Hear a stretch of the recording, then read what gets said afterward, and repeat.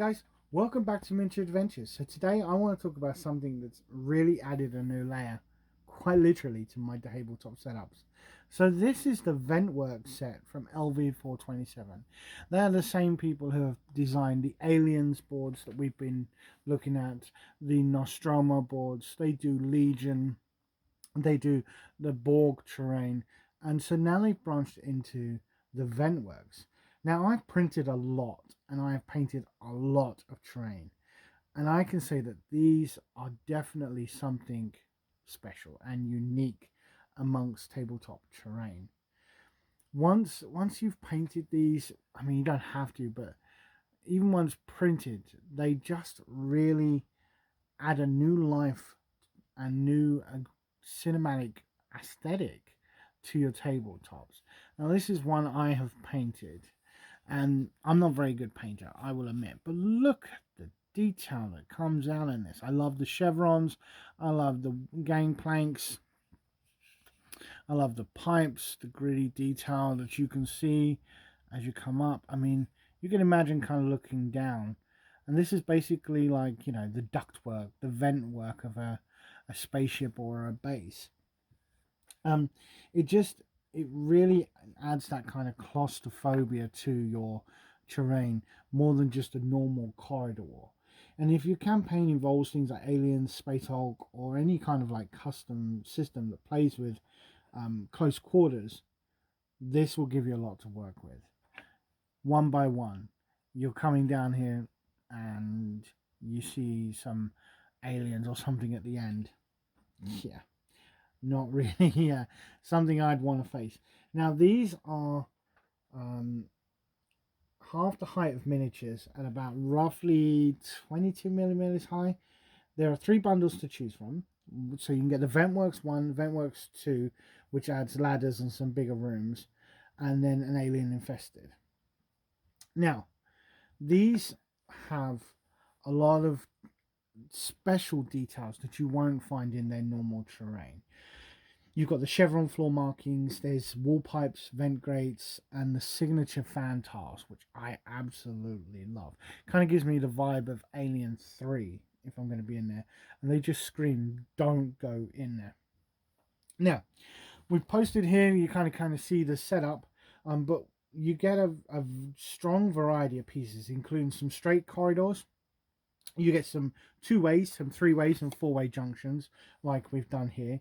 You get some infested corner sections, which you can see here, and tile variations. So these are kind of like xenomorph hives. So you could, in theory, have this as underneath a hive, and your players have got to go through. You've got a ladder tile, basically, that's allowed you to go up and down. So you could build multiple levels of vents all the way down, which I really love.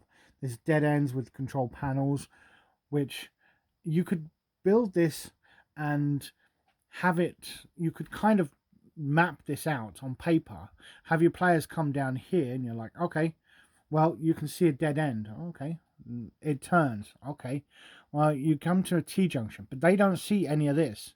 You imagine getting to here, and there's xenomorph kind of like hive tiles. Yeah, I'd probably crap myself, to be honest. Now, it uses what they call the pin and hole system. So basically, that one doesn't have it. This one here. Pop pins in, pop it together, and it holds really, really nice and solid.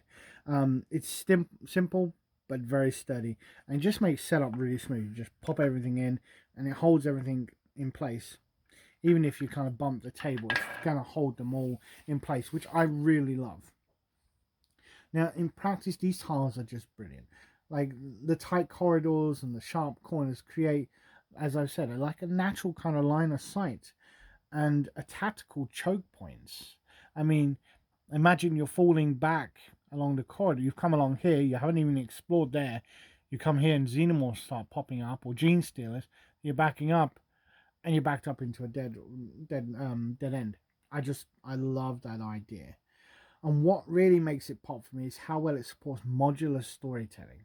Like I say, you can reveal tires as your players explore, drop them into a vent shaft, and just let them navigate a darkened, unknown grid. And then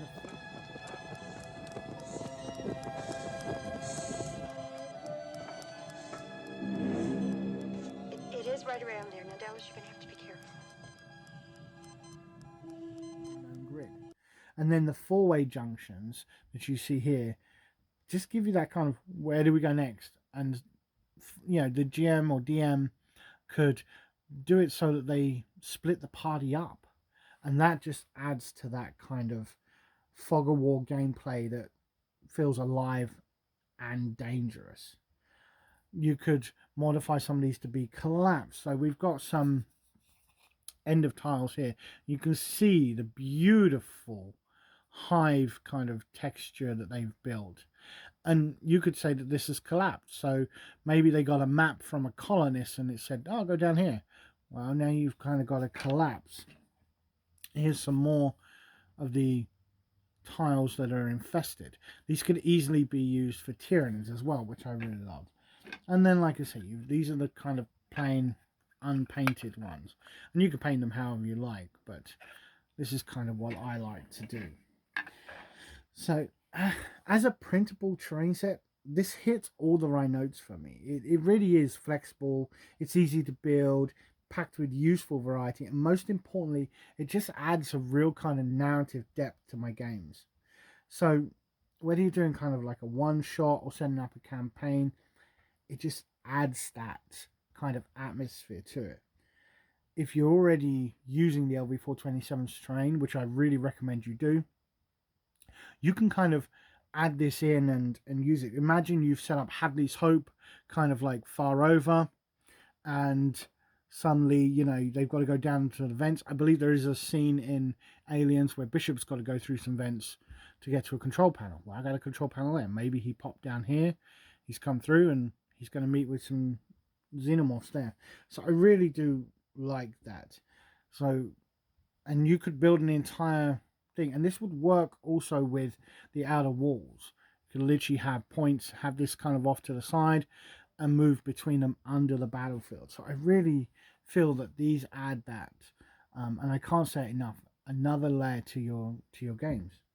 So that's it from me. I hope this has helped, and I hope you kind of get a feel for what the Ventworks is and what it can bring to your table.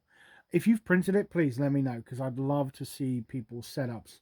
If you're not joined the LV427 Facebook group, please do and post there. I would love it. Also, the Miniature Adventures Facebook group. Would love to start a community there and share your prints there. So that's it from me. Please, if you haven't already subscribed, if you like this video, please hit the like. The algorithm loves people hitting the like button. And comment down if you have any of the other LV427s, and if there's any kind of, or if you have the Ventworks and what you'd like to see. You never know, maybe they're listening and they would take it under their advisement. So until next time, watch your corners. We'll see you soon.